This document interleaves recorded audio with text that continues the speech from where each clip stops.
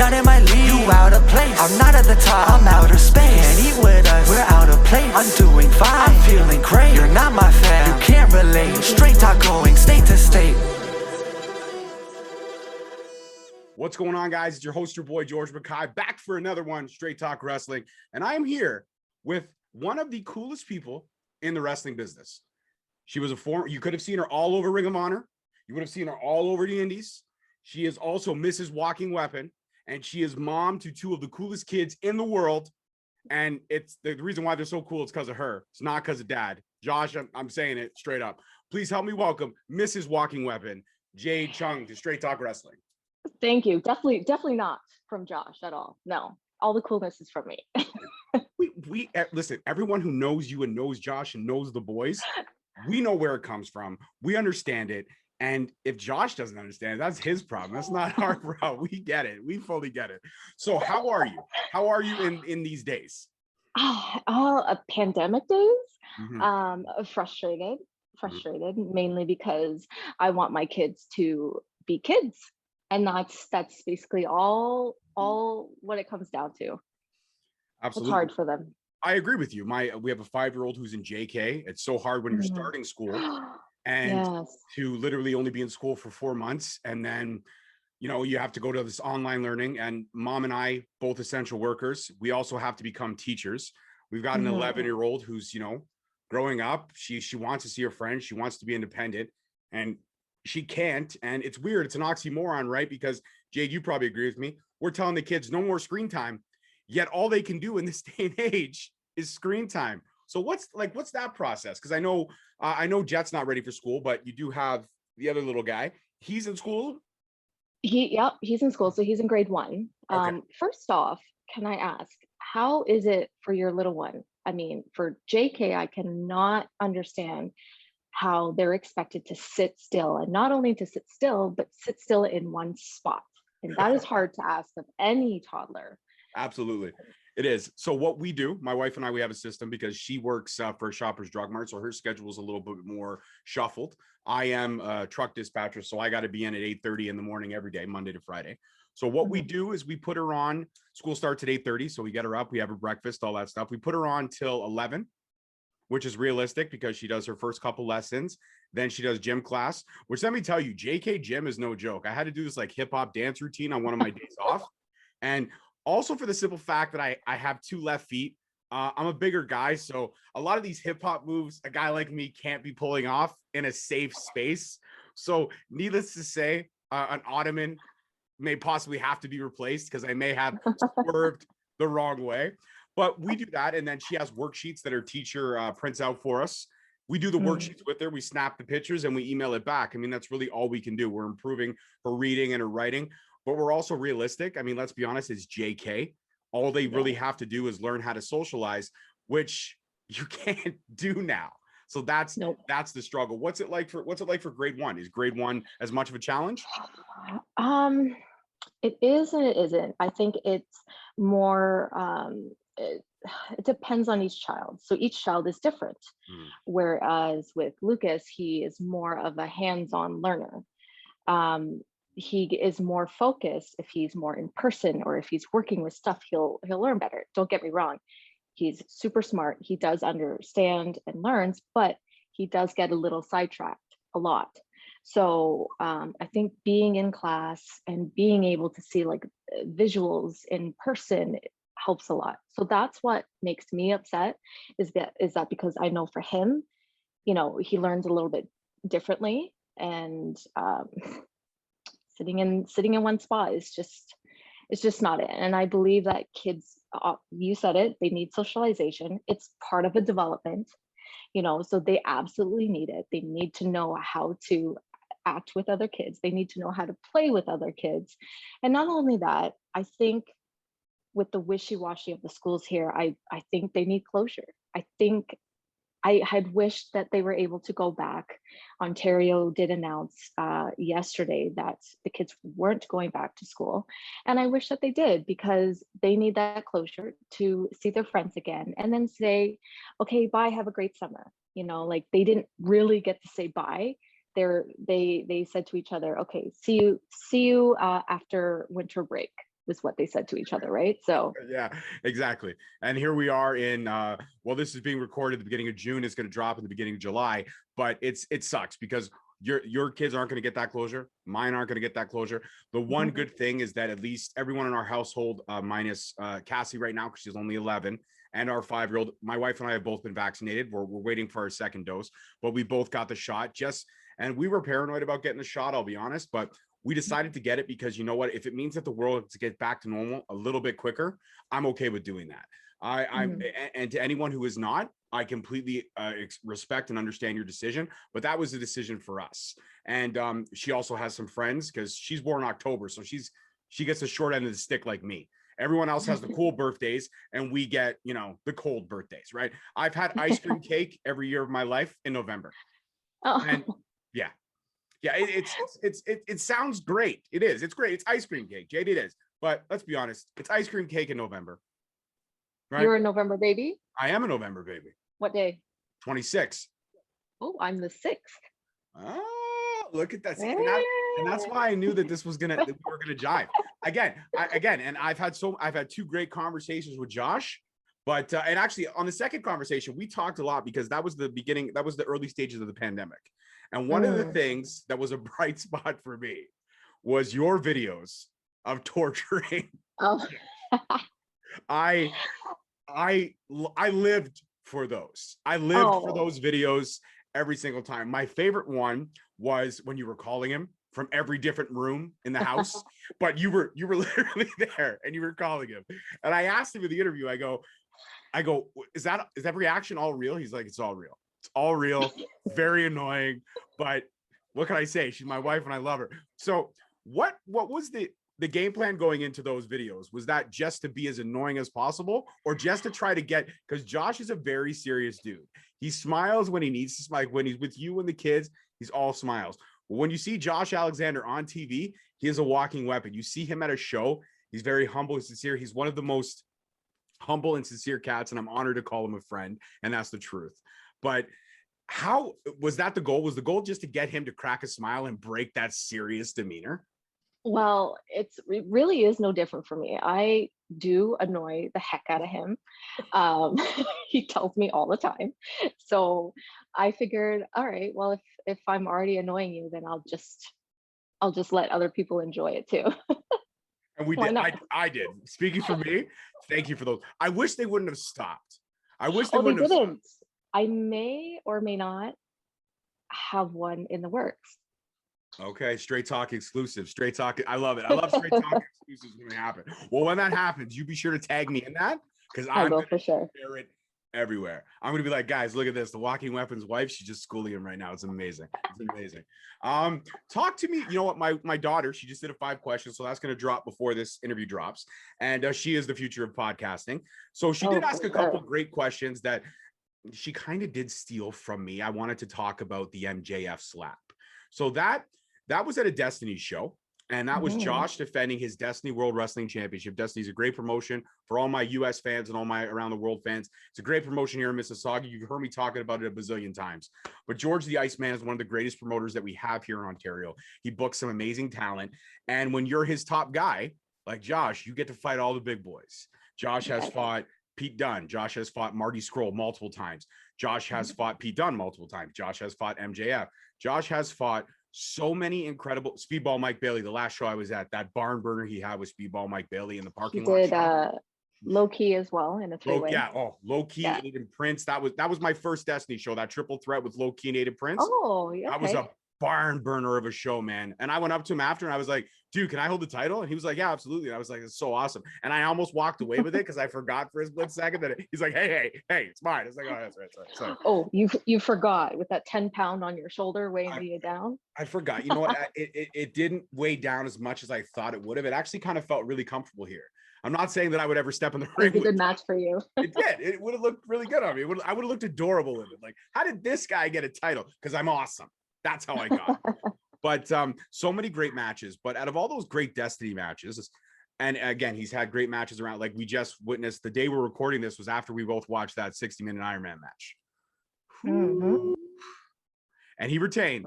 He's the man. He's the man. What a match. And that was a hard one for me because I'm a Josh fan. and a friend, but I'm also a fan of TJP. He's one of my favorite cruiserweights of all time. And for me, I was conflicted, but I was like, nope, Josh got to win. It's got to be Josh, got to be Josh. And I've been pushing, even though he's had a great X Division run so far. I want to keep it going for a little bit longer, but I would love to see him knock the belt collector down a peg or two. I'd love to see him take back that Impact title from Kenny Omega. That's kind of my dream match. But out of all those Destiny matches that you've witnessed, all those battles that he's had in the ring, is there one that stands out to you that's like, man, that one was a great body of work? I'd have to say him and Pete Dunne. Yeah, both of them. I think the first one was he in a three-way for the first one, or the first one? Yeah. And then my mind, anyway. The one where he beat Pete for the title, and I think that was the singles, and then Scott came out afterwards and offered him the Impact contract. So not only he had an amazing match with Pete, but like just to like end the night off, Scott comes in out of nowhere, and it was a surprise. Scott just called him out and said, here's the contract for you. And he mentioned me too. And it was an unbelievable night. It was a surprise. So it was really nice. It absolutely was. I actually, I kind of broke the internet on that when I posted a clip when Scott went in the ring and made the announcement. He's like, "You're not the best unsigned talent in all of the world. You're the hottest rising star in Impact Wrestling. You got a 3-year motherfucking deal." I posted.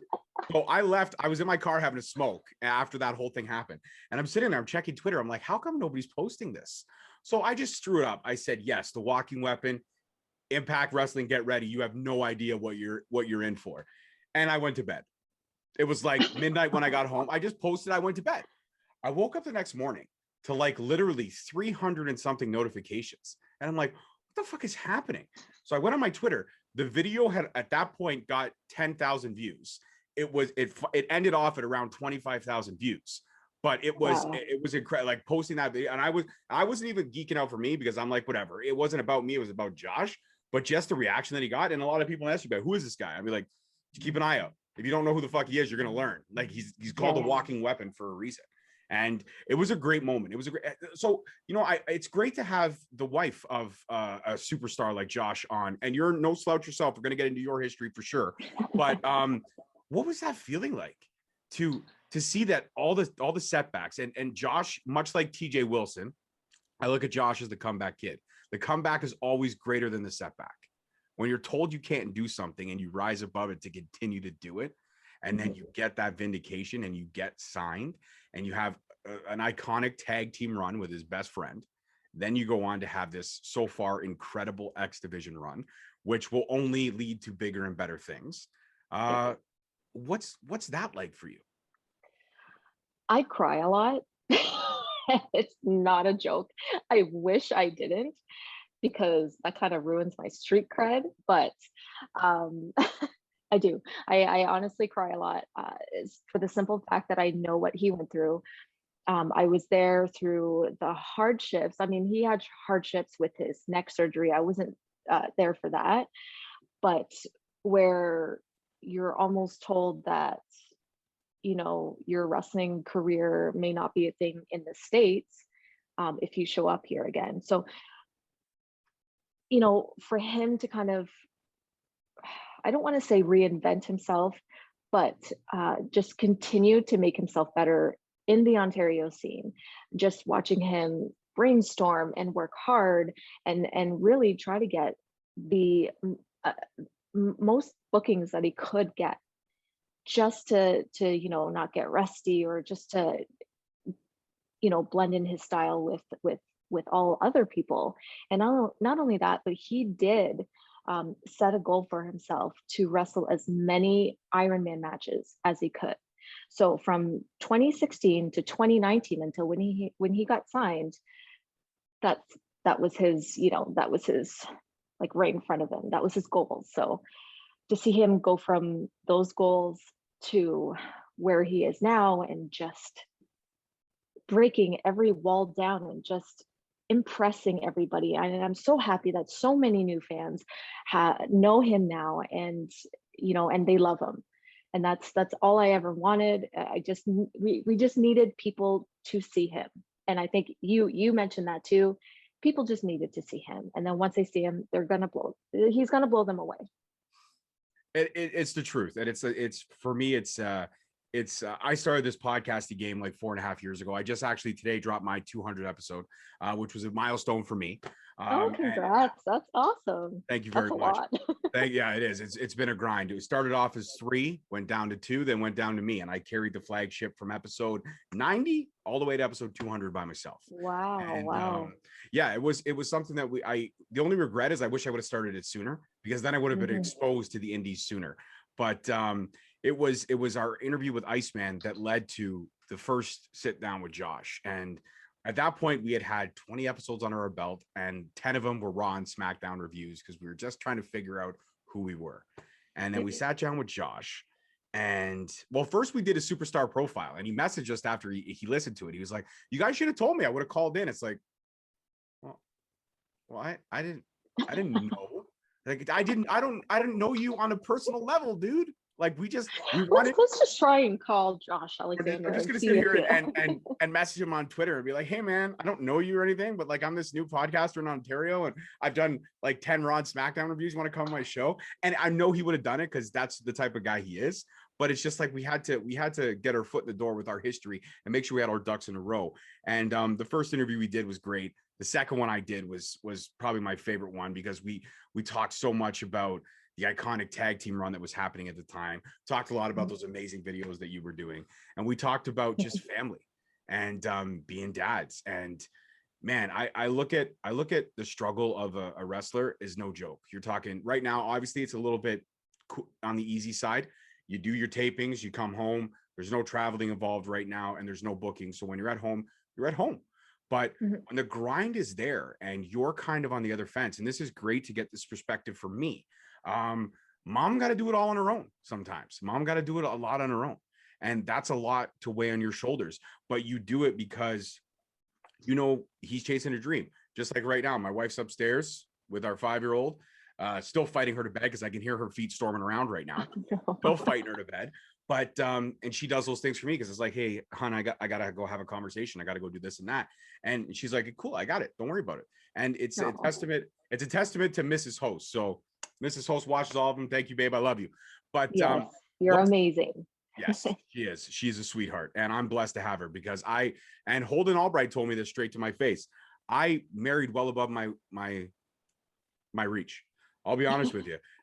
My wife is a 10, and I'm like a 2, and I don't know how I got her, but I did, and I'll take it. I locked it down. She got 2 kids. We got 2. They're not going anywhere. Like it's locked in. It's locked in. Okay. I put a ring on it early. I got a ring on it very early. But you're a smart man. I am. I'm a smart man. I'm also adorable. I'm not like gorgeous or like built like Josh, but I'm adorable. I have adorable features. But what is it like to have to hold it down when the walking weapons has to be the walking weapon?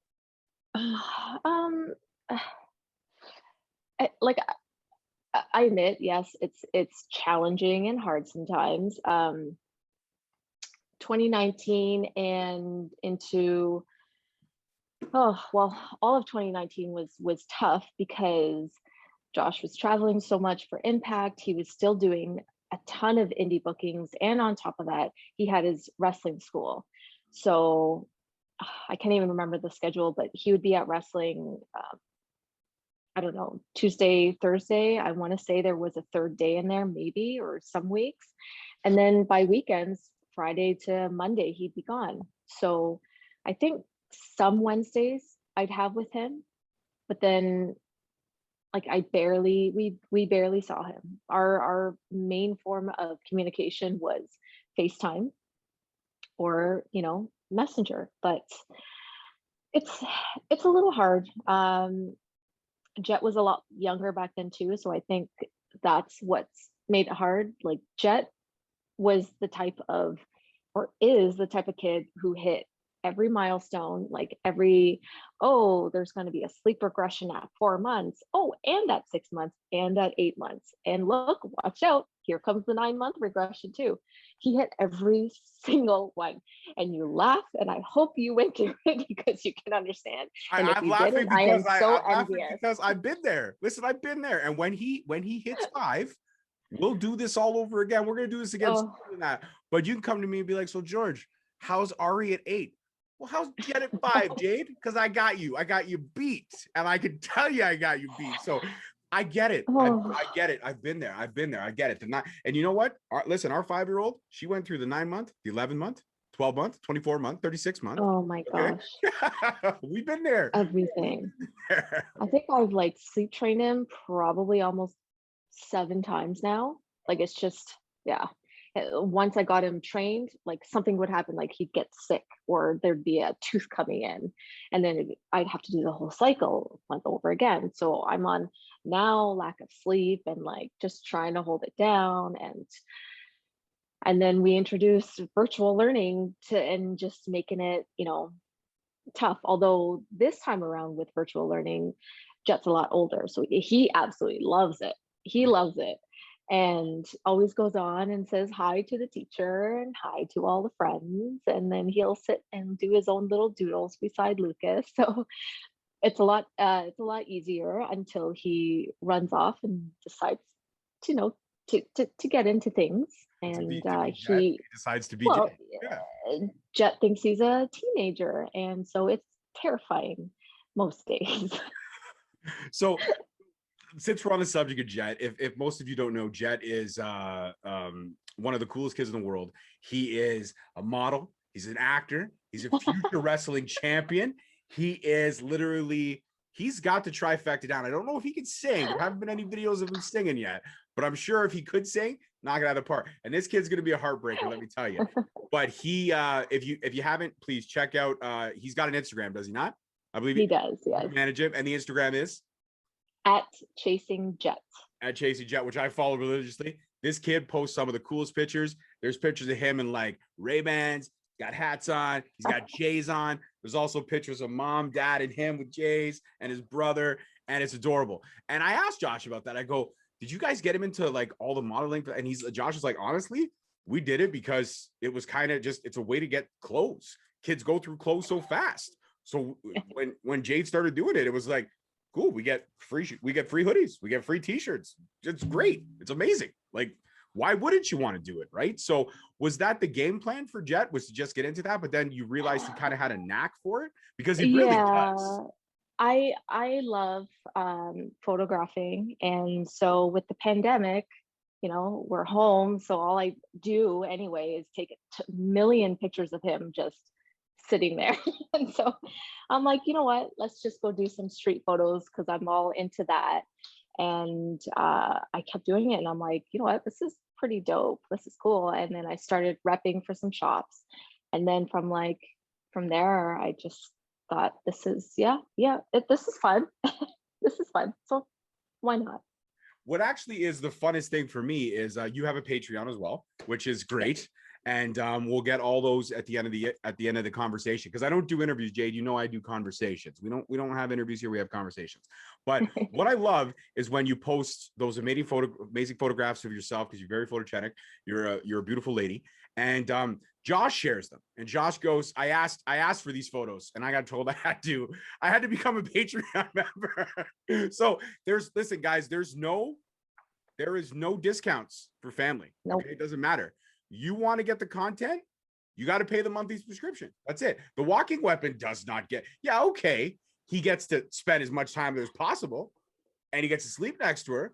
But hey, man, you want the photos, you got to pay for it. And I think it's great. I think the joking and the relationship that you guys have is incredible. I think you guys are one of the great, most down-to-earth couples I've seen in this business. And that's not a shock to any of the other couples I've met, because I've met a lot of couples and they're fantastic people. I made a lot of friends in this business, and it's great to see everybody, but I also love to see the joking sides of people. And I think you really do, you bring that out in them. You bring that, I think you what's the word? It's opposites attract.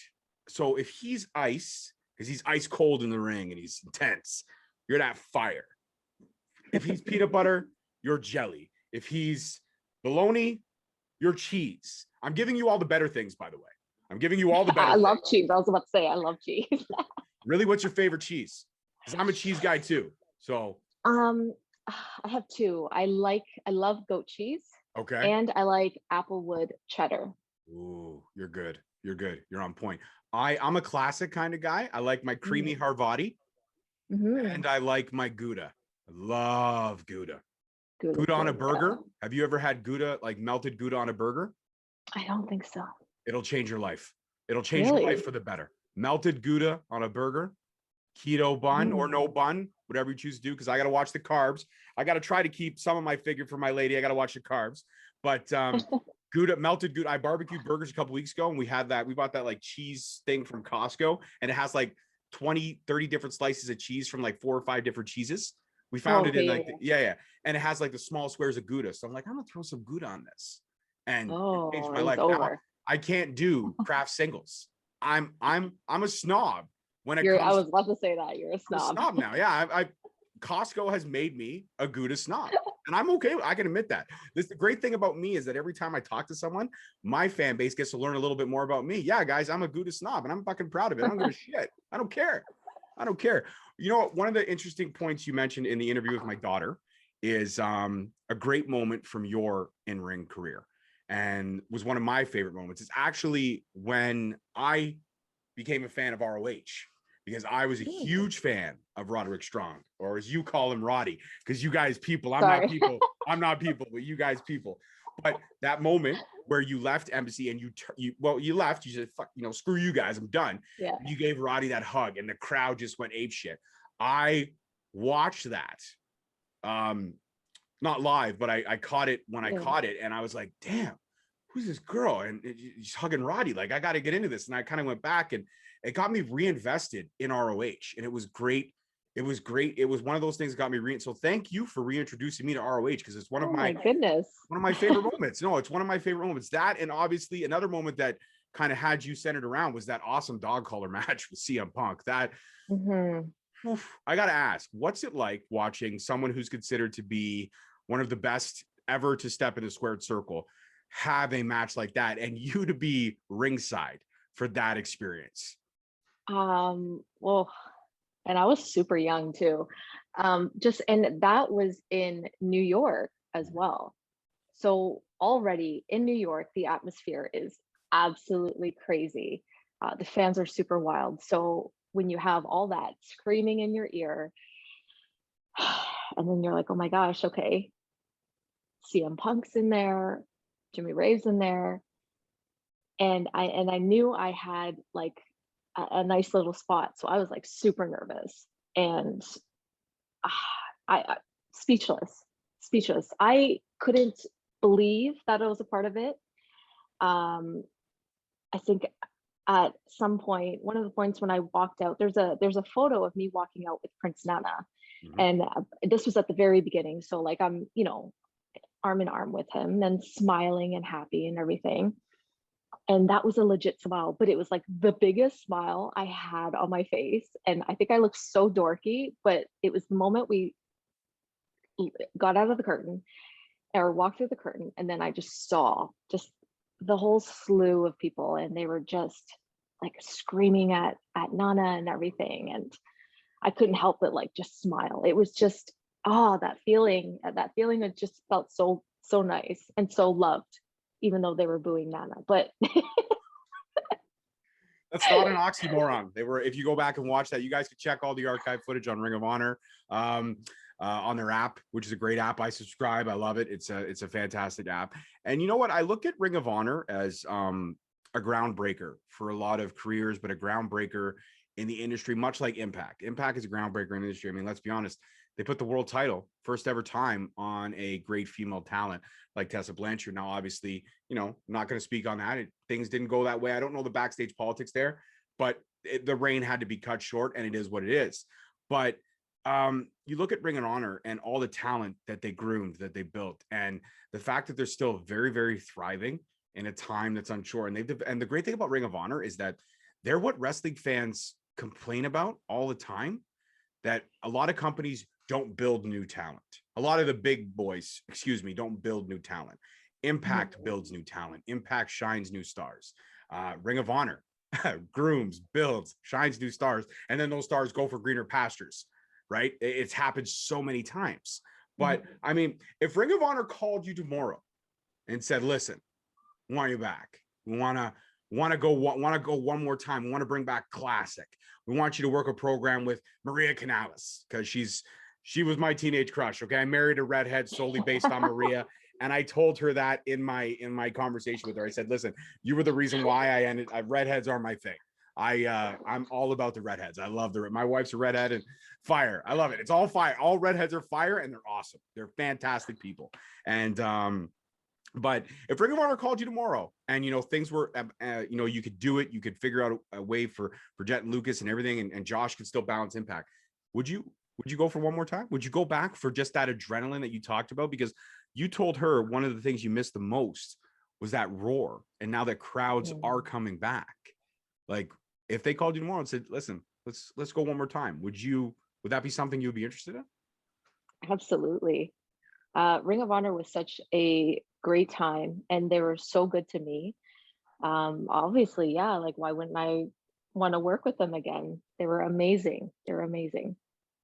And if you sorry, go ahead. Sorry, not to mention they're building up their women's division. So they're currently doing their Quest for Gold tournaments, or they're giving their gold tickets and stuff. So, you know, they're building up, just like you said, they build and build and build, and that's what they're doing. So, and I believe Maria Canales is actually leading the division with Bobby Cruz. And I think Maria is great. I think she's very smart.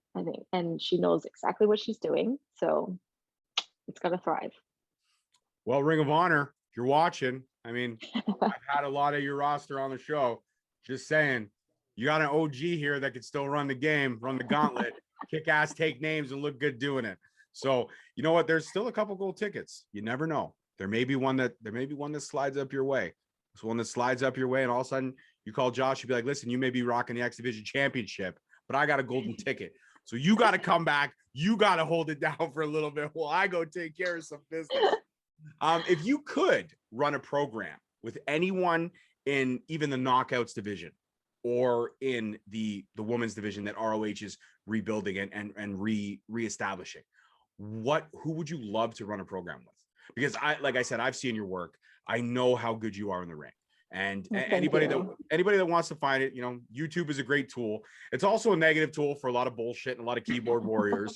But fuck those guys. It's not about that. It's just all about respect for the business that I have and respect for the people that I get to have conversations with. But if you could run a program with any one of those great divisions, and I'm being a girl dad, women's wrestling is my thing. I love wrestling in general. My wife and I are big fans of wrestling, but especially now, being a girl dad, to being able to show my girls the passion that I fell in love for, but also now in a time period where women are second to none in this business. There's no more, and I'm so happy to say this, there's no more Braun Penny matches. There's no more mudslinging matches. There's no more lingerie matches. There's no more fucking bullshit.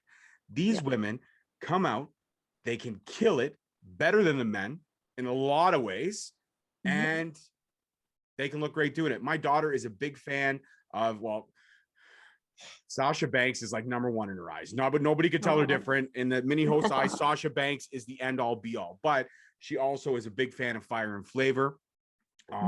She loves Jordan Grace. She just loves the power that Jordan Grace brings. If we're going to talk AEW, she loves Jade Cargill. She loves Thunder Rosa. And if we're going to talk MLW, I mean, they don't really have a full-out women's division, but I showed her some of Aria Blake's matches, and she really likes Aria Blake. And shout out to Aria Blake, because I know they got a little one on the way, so we can't wait for that. Can't wait for that. I'm so excited for them. You know what would be a dream match right there? Baby Walking Weapon versus Baby TJP. Oh my god! Wow! I book it. It's gonna sell out. It's gonna sell out like crazy. Iron Kid match. There you go. Iron Kid match. Unfortunately, I think just based on the circumstances of age, Jet would win. But I also hear, so first, let me know who you'd run a program with, but then I got a couple more questions about Jet. But so Impact or ROH, if you could run a program with any of the awesome females in either of those locker rooms, who would be your ultimate program? Actually, you know what? I really want to do like a character side. Mhm. So I would love to run a program with Sue Young. Mhm. Yes.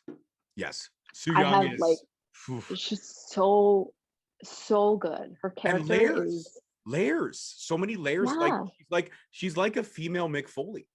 Like if yeah. Impact ever did a Royal Rumble, Sue Young could come out as She could come. it's so many different layers to her, right?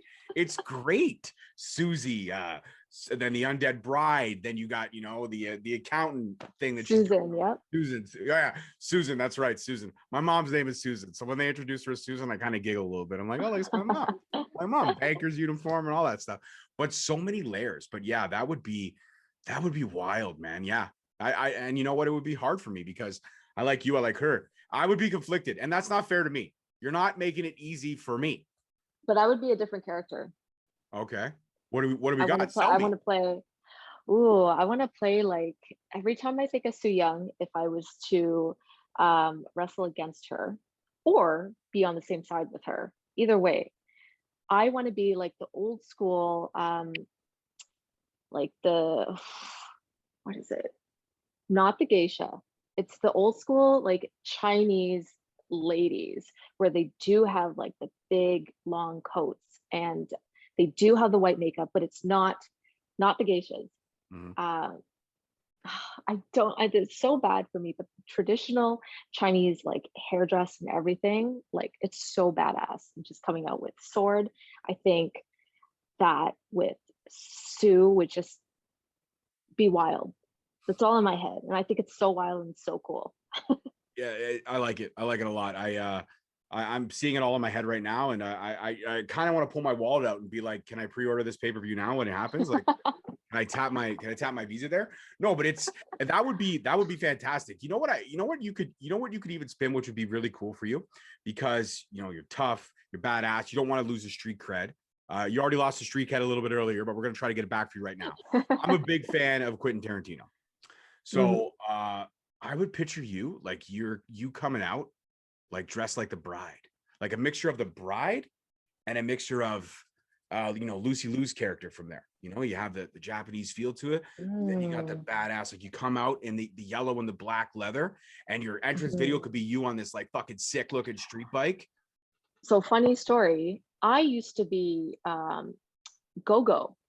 So when I worked over in NWA cyberspace over in New Jersey, they had me dress up just as go-go. So they actually bought the Kill Bill official mask. They got it off eBay and it was like legit. It was leather and they had me wear it. I got the whole like schoolgirl outfit and everything. And all I did was come out with a kendo stick every month and just beat people. It was amazing. Typical go-go. That's what go-go would do, right? Typical Yeah, she go-go. just kicked ass. It was awesome.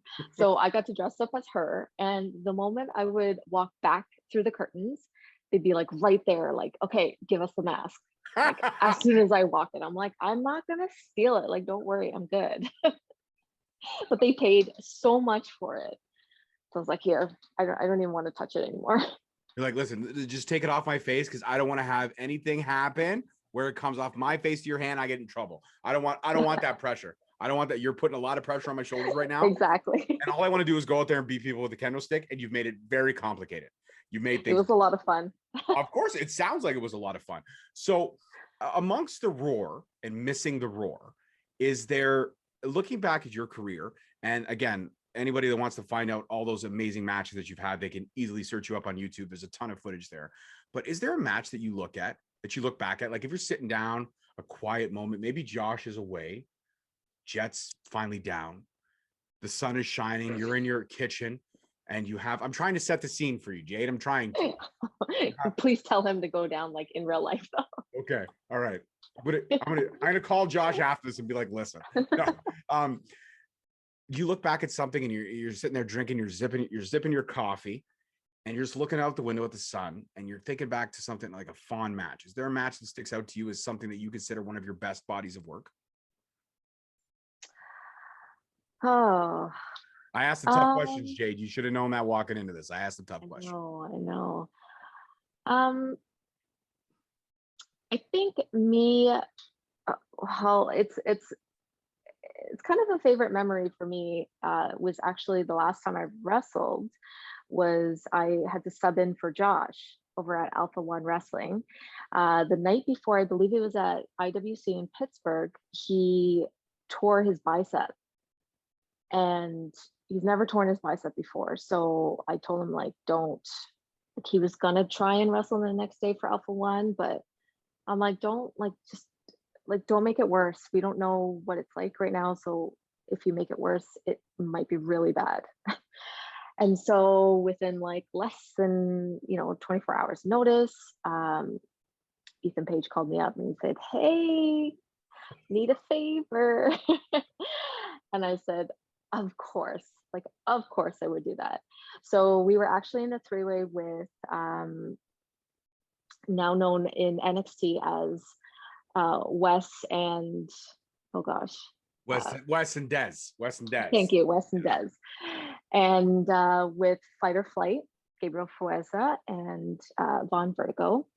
And that was a lot of fun for me to kind of like mix it in with all these other guys. So that was a lot of fun. And not only that, but having Josh ringside with me was actually nerve-wracking, because like his opinion matters most. Of course. And so he was the one that made me nervous. I'm like, oh, do you have to be out there? But like I get it, but you're making me nervous. All right, just don't watch me. It's funny you mentioned that. So now I got to ask this question. How is it like being in the ring with a guy like Von Vertigo who has better hair than everybody? Oh my gosh, right? So right? Jealous. Yeah. Jeez. Like I'm thinning, and here's this guy with his freaking flowing locks. Like just I know. like just looking like, Jesus with this flowing locks. I tell him that all the time. I'm like, dude, like, what do you like? You use avocado, rainwater? Like, what are you doing with that? And he's like, last time we spoke, he's like, I'm not gonna give away my secrets. I'm like, whatever, man. It's freaking like, it's probably dandruff shampoo. Okay. You don't have any dandruff, but it's probably Head and Shoulders, whatever. But like, seriously, like when that guy moves around the ring, I'm sitting there going, I'm just like, look at this. Flows. It just flows. And the parking lot show we were at, it was a little bit of a windy day. So when he came out, it's like Fabio. And he's standing at the top of the thing and he's got his arm up like this. His hair was just blowing. And I just looked over at my wife. He's a real life slow-mo, Oh yeah. Slow-mo. He's what Johnny Nitro tries to be, but can't be. And he's just sitting there flowing. I looked at my wife. I said, look at that. That's a beautiful head of hair on Von Vertigo right there. It's a beautiful head of hair. No, but those are all great names that you mentioned, Fuerza and Von Vertigo. If you guys don't know, I've had them both on my show a bunch of times. Great you need people. to know them. Yes, they're so amazing, and they need to be seen. They need to be somewhere. And not only that, they're really great guys, and so they really deserve to be somewhere. Look at that. I didn't put anybody over on my own show. Jade's putting people over. I'm just gonna, I'm gonna leave and you can just start shouting out names and putting people over. No, but you know what? I big up the Ontario indie scene as often as possible. And I credit George the Iceman for opening my eyes to this great scene that I had no idea I had in my backyard. Through him, I was able to see so many great talents. And then I tapped into the Battle Arts roster, Santino Morella's great crop of talent that he's got there. Look at the women in the Ontario indie scene, and you being, a member of the women of Ontario, whether it's active or non-active, looking at all the ladies that are here. And I posed this question to Alexi Nicole. And I always love when I pose these questions to her because she gets all flustered because she's like, damn it, such a hard question.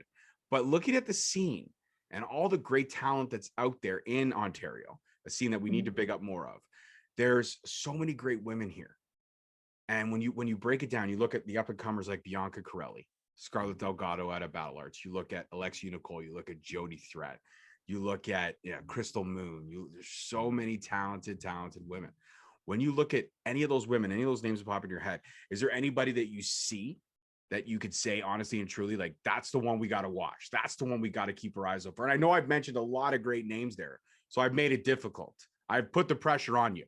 I have. Yeah, I actually haven't been able to see a lot of the girls live. I would have to say Alexia Nicole, because I know she's been in it for a long time. She really does work very hard. and she's got so much heart and so much heart for the business that she absolutely deserves it. Jody Threat, she's a hard worker too. She just wants to wrestle. I mean, same with Alexi Nicole. She just wants to wrestle and just be better and like, you know, really teach herself, like teach or learn more.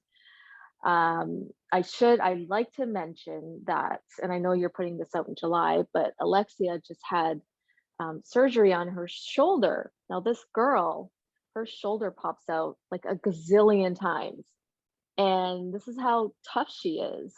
And that's why like her name in Backyard Pro is Tough Cookie, Detective Tough Cookie or Cookie Dough. Detective Cookie Dough. Yeah, Detective Cookie Dough. And I'm thinking in my head, like she is one tough cookie because she'll just like pop her shoulder in because she's so used to it popping out. And it's ridiculous. So she'll pop it in and then like continue to wrestle. And so, you know, that's what I mean by heart. Like she just,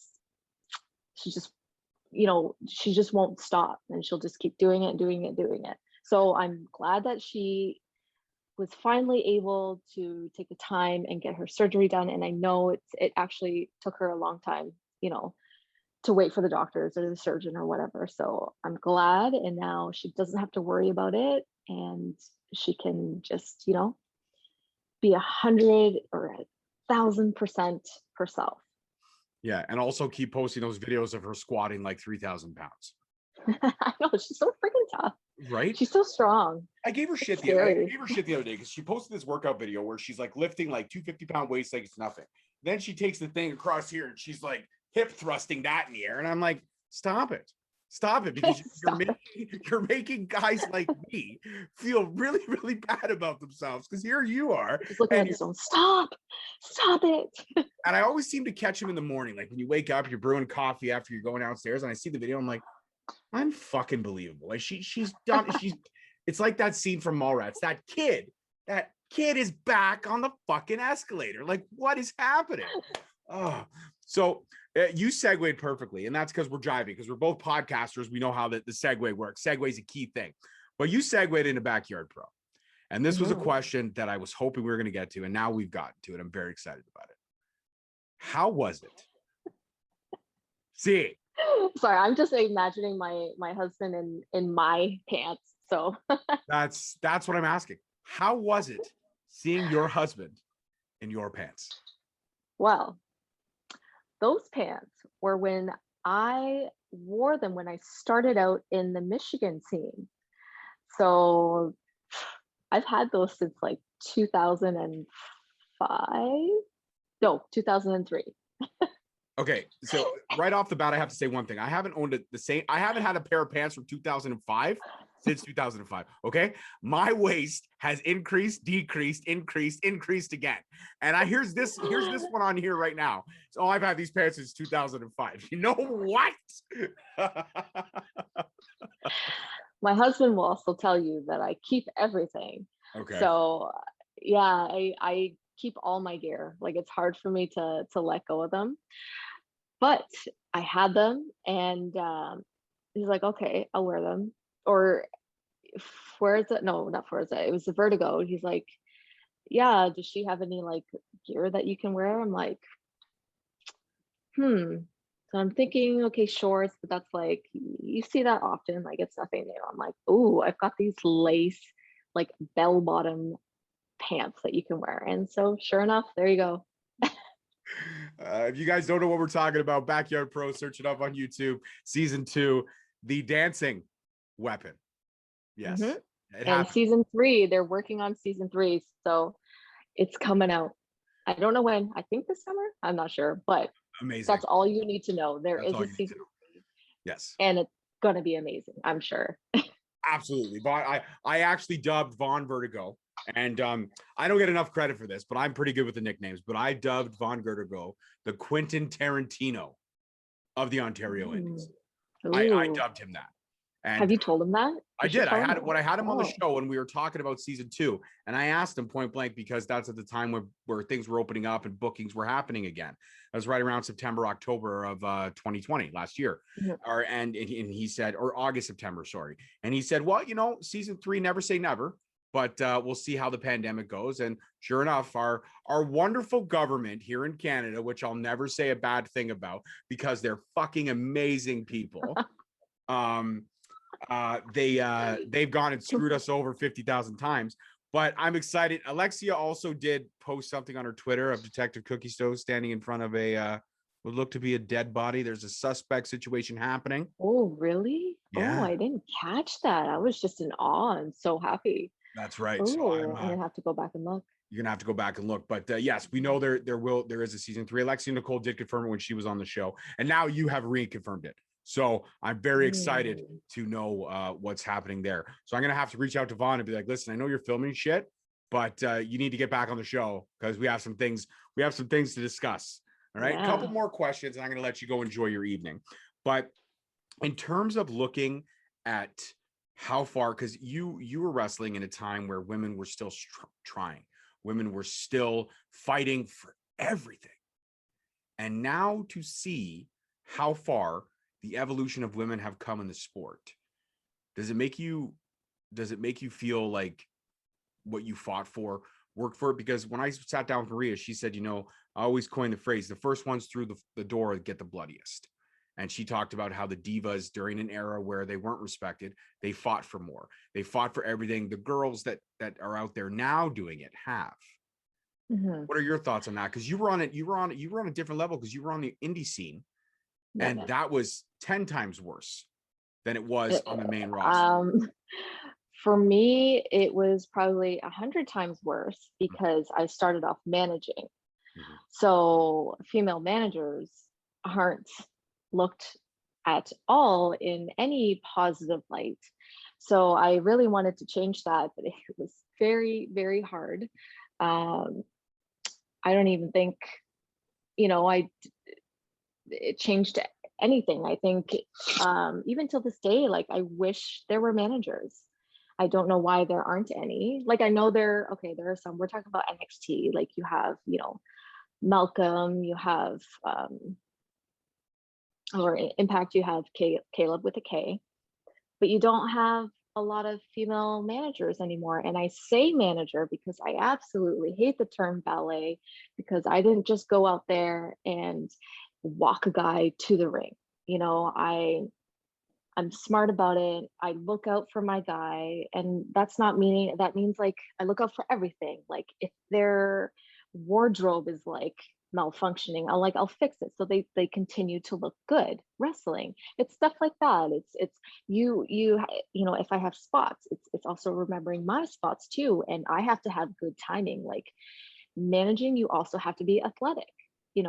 You have to get your timing right. You have to obviously know how to bump and take stuff, and like don't be afraid to take anything.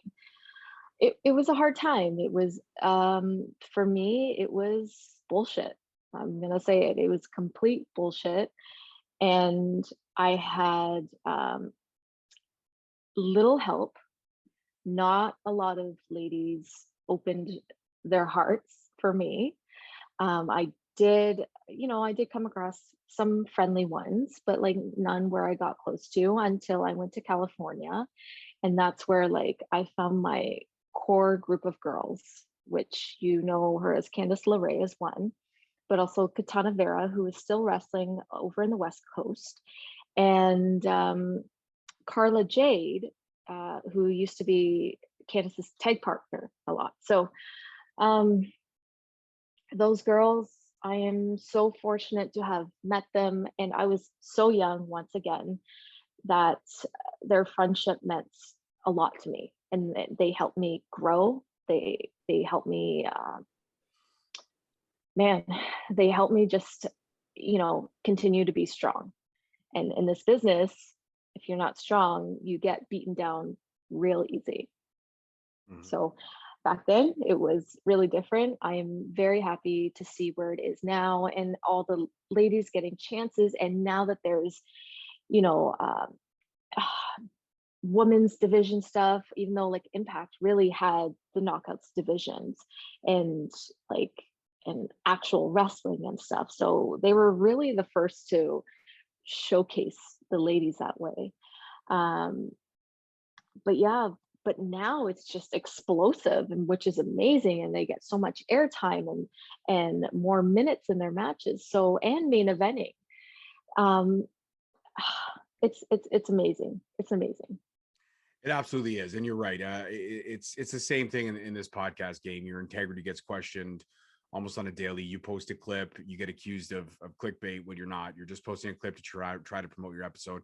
I addressed it in my 200 episode. I had a situation with a wrestler who accused me of using stuff, and then went ahead and said that now you're using my stuff as clickbait. And listen, I've been doing this stuff for almost 5 years, but I only started using YouTube for the last year. I didn't know what clickbait was. I had no idea. You know, when I learned clickbait, when I asked my wife, I go, "What the hell is clickbait?" She goes, "Well, I learned that from Jersey Shore. That's what this is." And I was like, "Oh."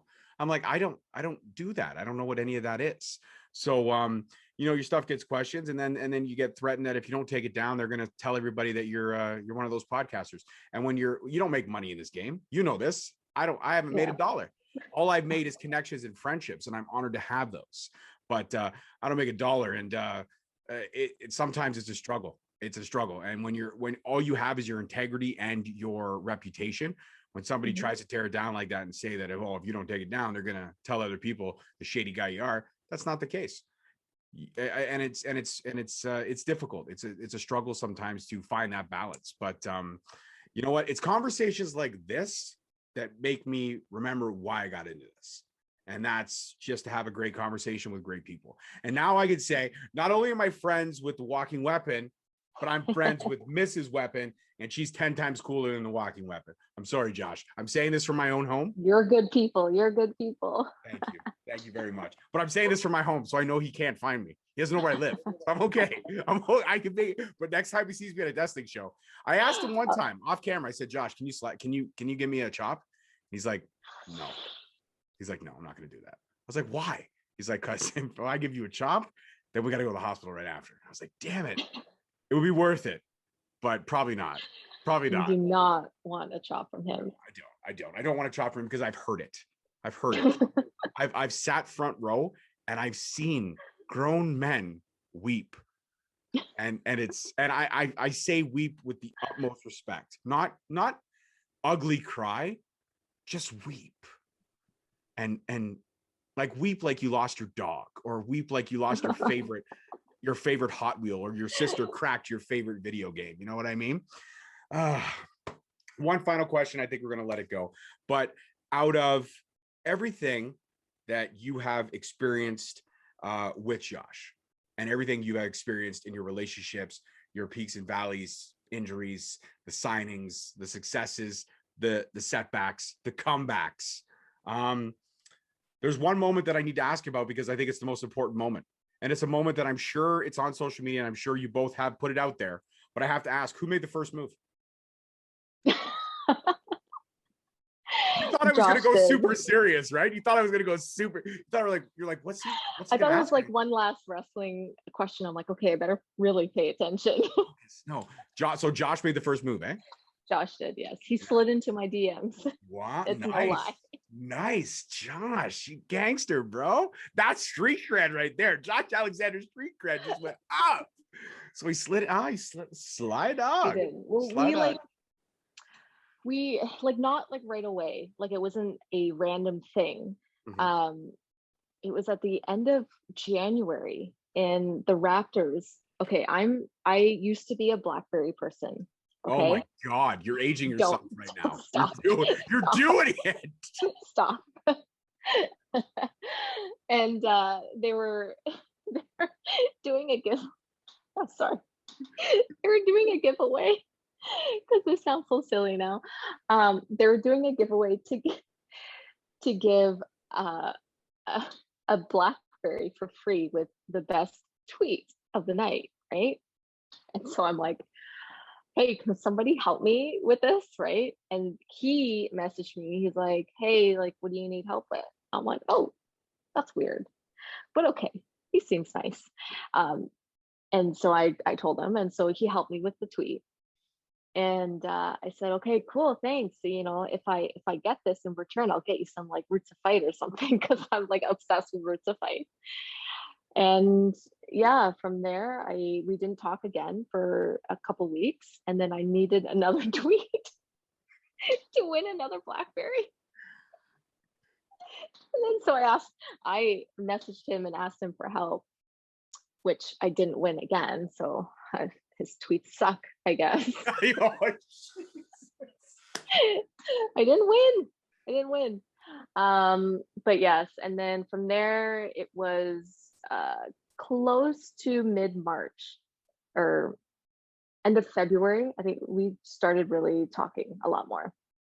That's awesome. And for all you young millennials out there that don't know, a BlackBerry was the iPhone before the iPhone was the iPhone, before the Android. So a BlackBerry had a tiny little ball in the center, and you would scroll and you would click, and everyone thought they were great. And they were, until the ball fell out. What got me was like you had to clean the ball often. Yeah, because it would like, get freaking stuck with all the Q-tip and shit. Yeah, like seriously, these are supposed to be a device to help you if you're ever in a situation. That's why it's called a mobile phone. If you ever break down, you're supposed to have one. But if I got to sit there and I got to take care of you more than I take care of myself, I'm sorry, I'm not going to put up with that. I'm not. Okay, listen. I will say I have a Google phone, so nobody can make fun of me anymore. Fair enough. And I will say this. I was so against BlackBerries for the longest time. I was anti-BlackBerry. So I would buy everything else that wasn't a BlackBerry. You know how many Razors I went through? Remember the Razor? The flip phone? I love the Razor. Oh yeah. So did Motorola. Until you were drunk one night and put it too close to your ear and you would snap the Razor off. I did that to like 5 or 6 Razors. I would go to like order pizza at 2 a.m, drunk off my ass back in college. And I would be like, hello. And then I push it so hard into my ear that I would snap. Yeah. Razors were great until you snap them. Or when you sat, because they were so thin, and obviously I'm a bigger guy, so you put them in your back pocket, sit down on the couch, and you're, a few times. Yeah, what can I say? Yes, I'm not lying. It's the truth. It's a fact.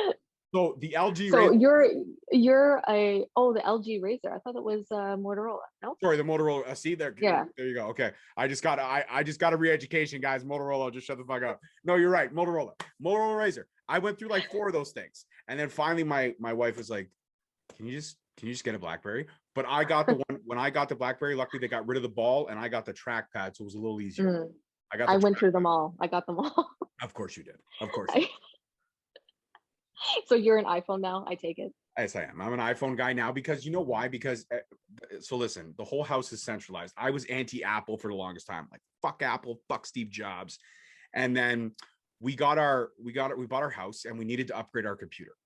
So my wife was like, babe, let's just get an Apple. They're really super easy to use. And I heard they're great for editing because I used to be a video editor. She's like, they're great for editing and they're great for this. And I was like, stop selling me on things that I don't need. And she's like, just do it. So I did. And at the deal at the time, Future Shop. Remember Future Shop? They're not here anymore. Oh, yeah. Used to be, right? No. Yeah. The deal was you bought an iMac, a desktop, and you got an Apple TV included with the iMac. Yeah, it was great. Crazy deal. Yeah. Damn. Yeah. Okay. Yeah. So all of a sudden, I don't blame you, but I'm still not an Apple person. I'm being like, so, yeah, whatever. That's how they fucking hooked me. It's like the mafia. Once they got me in, I'm in. And then I realized with the Apple TV, my phone and the computer, everything could sync. I could be upstairs and I could be filming a video of my kid and I could airdrop it to my computer downstairs and it saves it right on my computer. And then I could slide it into my hard drive. It makes things very painless and easy. I'm super lazy when it comes to shit now. If I don't have to walk up and down the stairs to do stuff, I won't. I won't. I'm okay to admit that. I refuse to have any Apple. I mean, okay, I have Apple TV, but I refuse to have a laptop or the phone. Okay. I just can't. But at least you got a Google phone. I thought you were going to say you still had a BlackBerry. I was going to be like, I didn't think those things got service. I wish I would have held it on if it wasn't being discontinued.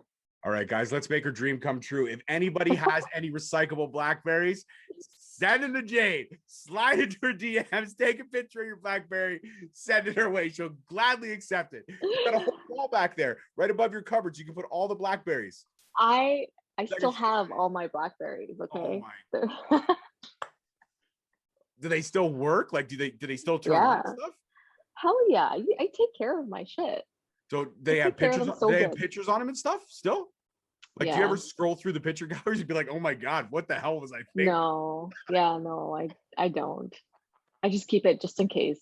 I don't know. I have this like thing where I keep things for like emergencies because you never know. You never know. I'm You never know wild. when all the other cell phones in the world could blow up and you need 15 Blackberries. You never know. Oh, this has been amazing. I've had a blast. And I want to officially let you know now you are a member of the Straight Talk family. Oh, anytime you want to come back, it would be our honor and our pleasure to have you. So before you go, please shout out all your socials, shout out your amazing podcast, and don't forget to shout out the Patreon that your husband also has to be a member of. Well, let me shout out my husband first. Yes. This is his brand new tea that he dropped. This is Josh Alexander. And then I'm going to go to the back here because it's pretty dope. Okay, there we go. What? Isn't that cool? That is cool. So, like, as his favorite podcaster next to you, do I get a hookup for free? Oh, you're gonna have to talk to him about that. But after he sees this episode and he sees all the smack I talked, I'm gonna lose all of it. My street cred is gone. All right. New teas, and he's got another new design that he just put up in his Teespring store, and he also has a pro wrestling tea store, which I have a new pro wrestling tea store now where I have my official podcast tee. Like, finally got one up. I have official podcast tee in maroon and black, and I just dropped a new Don't Poke the Bear, which is me as a mama bear. Panda bears are my favorites.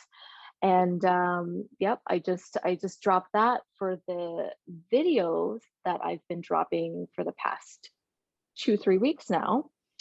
That well, I keep forgetting, this is going to be dropped in July, so you will all see it already because it's going to go down tomorrow. But you can catch me on Instagram and Twitter at Jade Chung 11. And you know what? I know a lot of people hate like the numbers at the end of their handles, but I'm an OG, okay? I don't change for anybody. 11 was my jersey number throughout all of school. So like all of, elementary, I played sports there, secondary and high school. That was my number. So it means a lot to me. Just, people make fun. They're like, oh, numbers, you're still doing that? Like, yeah, I am. I can get mean too sometimes. Yeah. Catch me on my Patreon /Jade Chung, and subscribe to my YouTube /Jade Chung 11, where I did one video podcast with my husband and I really enjoyed it.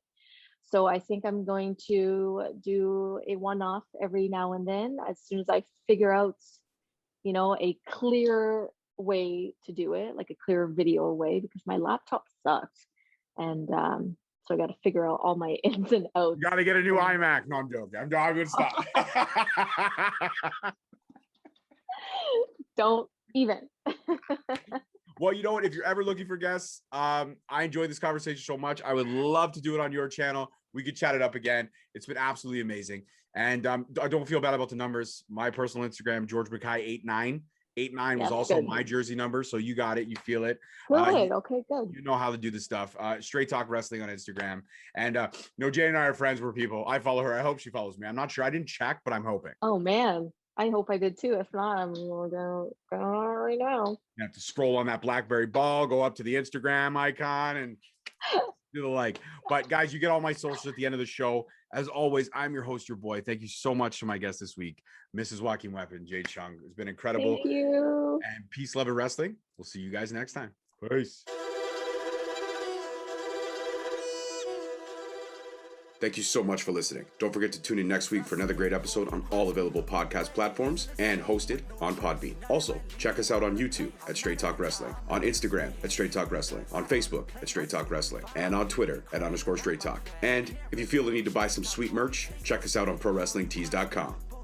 Leaving the scene with no trace, not in my league. You out of place. I'm not at the top. I'm outer space. Can't eat with us. We're out of place. I'm doing fine. I'm feeling great. You're not my fan. You can't relate. Straight talk going state to state.